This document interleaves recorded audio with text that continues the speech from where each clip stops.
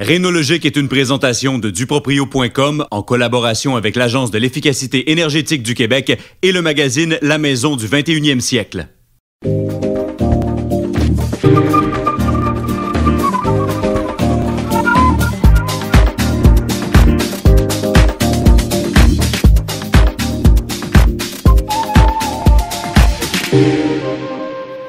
Bienvenue à Rénologique. Cette semaine, on découvre comment faire de l'aménagement paysager sans aucun produit chimique et sans produire de déchets. Mais tout d'abord, à l'intérieur de la maison, voyons comment faire le bon choix durable de revêtement de plancher. Quand on arrive au revêtement de sol, puis qu'on rentre dans une maison, puis que c'est des tapis qu'on veut plus à cause de la qualité d'air, on va être porté à dire, bon, mais j'enlève les tapis, mais c'est quoi les choix que j'ai à ce moment-là pour remplacer le tapis? C'est une question de budget parce que ça peut coûter très cher quand on fait des revêtements de sol. Idéalement parlant, on devrait utiliser des matériaux qui n'ont pas d'émanation, de COV par exemple. Donc, on va privilégier les carreaux de céramique, on va privilégier les planchers de bois solide prévernis, on va utiliser soit de la tuile de vinyle ou on va privilégier des types de revêtements de plancher qui sont très, très populaires, ce qu'on appelle les planchers flottants. Actuellement, l'option la plus populaire est le plancher de bois flottant. Il s'agit de fibres de bois liées à la colle et recouvertes de mélamine. C'est facile à installer, c'est très durable et on est rendu maintenant avec des colles qui sont sans COV. Si on veut opter pour une solution qui est économique, parce que bon, c'est un logement ou autre, puis on n'a pas vraiment l'argent, on peut encore y aller avec un plancher flottant, mais qui n'est pas le bas de gamme, là, qui est un peu meilleur. Certifié E1. C'est une norme européenne qui certifie que le produit émet très peu de COV. Malgré ces innovations, le bois flottant n'est pas le meilleur matériau de revêtement de sol. Les gens pensent que c'est très stable, le plancher flottant, mais c'est quand même de la fibre de bois à l'intérieur de ça et il y a dilatation, contraction et il y a peu de double vie à ces matériaux-là. Donc, comparativement, par exemple, au bois solide et aux carreaux de céramique.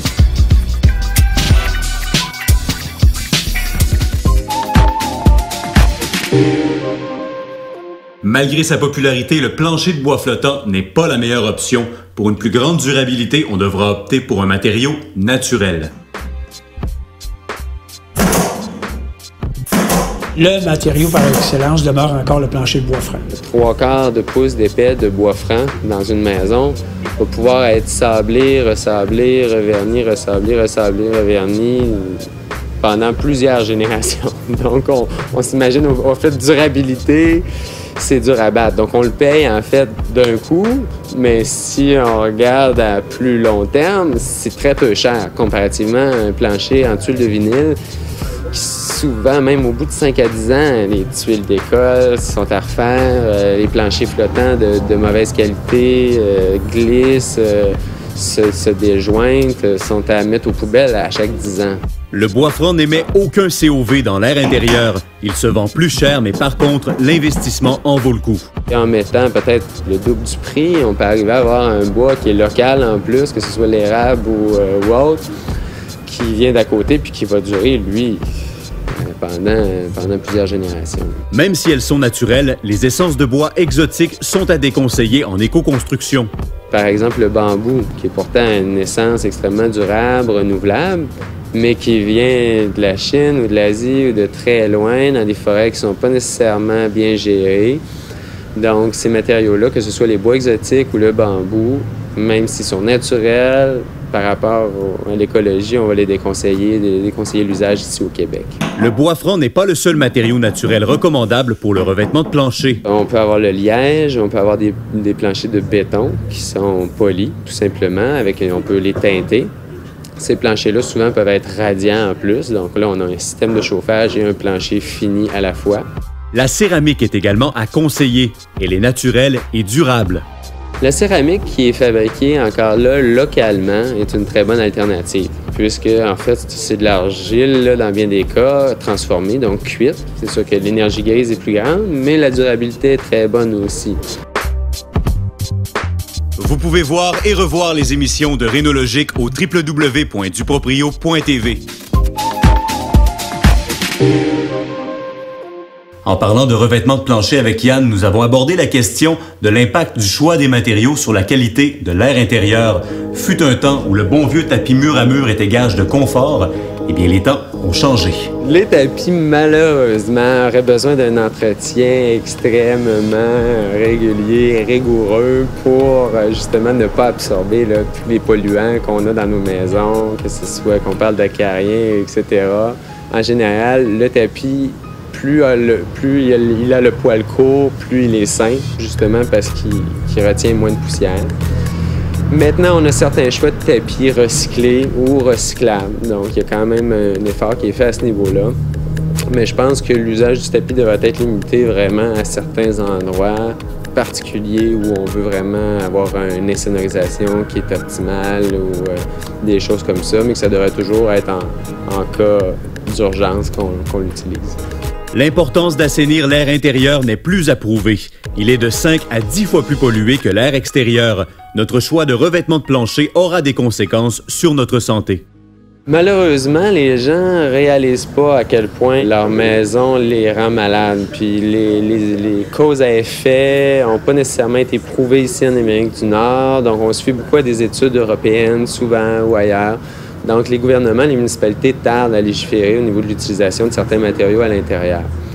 En fait, ici, on a plutôt la réaction de vouloir penser le bobo en obligeant, là, dès 2009, 2010, l'installation de ventilateurs récupérateurs de chaleur dans toutes les maisons neuves au Québec. Donc, comme on a un air qui est très vicié, il faut à tout prix confier à une machine le soin de le purifier. Sinon, ça peut effectivement être dangereux à long terme ou du moins engendrer des problèmes beaucoup d'asthme, d'insomnie, d'allergie, etc. On se déplace maintenant à l'extérieur pour découvrir comment réduire notre empreinte écologique en aménagement paysager. Nous avons rencontré M. Serge Fortier, un horticulteur de métier, mais qui a développé une expertise écologique. L'horticulture, je l'ai pratiqué pendant une trentaine d'années. J'ai eu des centres jardins, j'ai cultivé dans des serres, j'ai fait plein de choses. Mais je trouvais que la pratique horticole ne respectait pas toutes mes convictions sur le plan environnemental, sur le plan de la nature. Donc, je me rendais compte que je pratiquais un métier qui créait un impact négatif sur l'environnement, puis on le sait, et aujourd'hui, on essaie de le corriger. Alors, ça a influencé sur mon choix pour aller vers l'horticulture écologique. Beaucoup de gens parlent de ça, l'aménagement paysager écologique. On peut aller vers l'aménagement où est-ce qu'on consomme des produits plus écologiques, mais moins dommageable pour l'environnement. Moi, c'est pas cette orientation-là que je voulais prendre parce que je suis un gars qui est plus drastique que ça. T'sais. Moi, quelque part, je veux aussi être gagnant sur plus de plans de ma vie. Je veux sauver du temps, je veux garder mon pouvoir d'achat pour acheter d'autres choses qui est sain pour l'environnement. Et puis, je veux, oui, protéger l'environnement et je veux avoir des résultats. Ça, il faut toujours que ça travaille sur ces 4 plans-là. Moi, mon approche écologique, je voulais qu'elle travaille sur ces 4 plans-là. Et je me disais, consommer des produits moins dommageables pour l'environnement, c'est encore quand même de polluer l'environnement. Mais on la pollue moins. Ça donne peut-être bonne conscience, mais pour moi, c'était pas satisfaisant. On est rendu à un point où il faut aller plus loin, il faut ne plus polluer son environnement. Et même s'il y a lieu, il faut essayer de dépolluer ce qu'on a déjà pollué. C'est drôle, dans la nature, les plantes vivent toutes seules. Personne n'a besoin d'aller arroser des arbres dans le bois ou dans une prairie sauvage, mettre de l'engrais, quoi que ce soit. Tout s'arrange tout seul, partout. Mais lorsque ces plantes-là nous arrivent dans nos jardins, dans nos parterres, comment ça se fait que ça prend tant de produits pour venir à bout de les faire pousser? En observant la nature, je me suis rendu compte que la nature fonctionnait avec ce que j'appelle le pâté chinois naturel. Il y a toujours ces 3 couches-là. Alors, première couche, le sol. Ça peut être sablonneux, argileux, ça peut même être le roc, parce qu'on voit des plantes qui poussent sur le roc. Deuxième couche nutritive, humus, si on veut. Humus ou ce qu'on appelle du compost en langage horticole. Et en surface, une couche de protection, la 3e couche. Cette couche de protection-là peut être soit un paillis, ce sont des végétaux morts accumulés sur le sol, ou ça peut être des plantes couvre-sol. Mais jamais le sol est à nu dans la nature. Il y a toujours ces 3 couches-là. Ce comportement de la nature nous mène à un autre principe de M. Fortier, les vêtements de la terre. Les vêtements de la terre, parce que je me suis rendu compte que la nature protège ses sols, au même titre que nous autres, on va s'habiller quand il vente ou qu'il fait froid, ou on se met un habit de pluie quand il pleut. On se protège des éléments. Alors, la nature doit aussi protéger son sol et la manière qu'elle protège son sol, c'est avec soit des paillis de végétaux morts ou avec des plantes qui couvrent le sol au complet, bien comme il faut.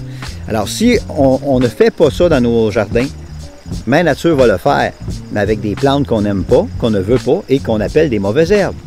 Alors, c'est pour ça qu'on vit toujours à la tare d'arracher des mauvaises herbes. On a toujours cette tâche-là ardue d'enlever les mauvaises herbes à chaque semaine. Mais oui, mais parce qu'on ne laisse pas la chance à la nature de se mettre en place.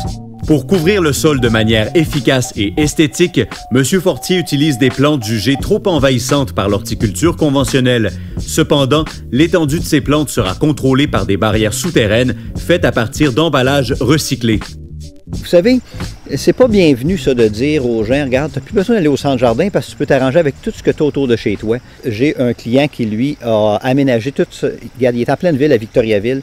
Il n'y a plus un brin de pelouse, ni en avant, ni en arrière dans sa cour. Le monsieur me dit un jour, il dit, Serge, il dit, toi, ton approche, là, elle prend du temps avant de se propager parce que tu ne fais pas faire d'argent à personne. Mais tu en fais économiser à plein de monde, par exemple. Ça me coûte 0 cent.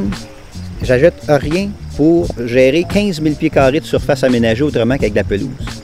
Si j'avais de la pelouse, là, j'aurais des dépenses. D'essence, entretien de tondeuse, de tracteur à gazon sur 15 000 pieds carrés. Mettons que là, j'aurais un tracteur à gazon, probablement. Les engrais, tout ce que ça prend, etc. J'aurais des problèmes de ver blanc, j'aurais toutes sortes de problèmes, des punaises, moins donc. Alors, l'arrosage, il faudrait que je me mette peut-être un système d'irrigation. Ça coûte combien? Ça coûte encore de quoi? Alors que de la façon que je gère mes plates-bandes, moi, je travaille avec des plantes qui se multiplient rapidement, donc j'ai même plus besoin de faire d'achat de plantes parce qu'ils se multiplient. Je prends ça à même mes plates-bandes, j'en fais une autre plus loin. Je n'utilise pas d'engrais puisque je travaille qu'avec des paillis qui se décomposent.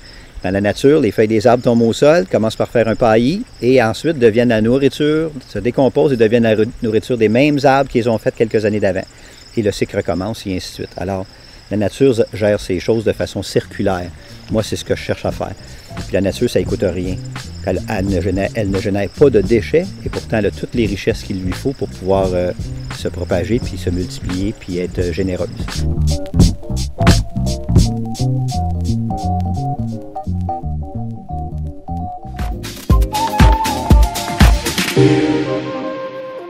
Pour le plancher comme pour les autres composantes de la maison, c'est d'abord le choix des matériaux qui aura un impact positif ou négatif sur l'environnement et du même coup sur notre santé. Du côté de l'aménagement paysager, on ne peut rien faire maintenant étant donné la saison froide, mais grâce au conseil de M. Fortier, on a la possibilité dès l'été prochain de réduire significativement notre empreinte écologique. Profitez de l'hiver d'ailleurs pour consulter ses ouvrages disponibles sur son site internet. La semaine prochaine, pour la toute dernière émission de Rénologique, on découvre le programme Lead Habitation. Vous pouvez voir et revoir les épisodes de Rénologique au www.duproprio.tv.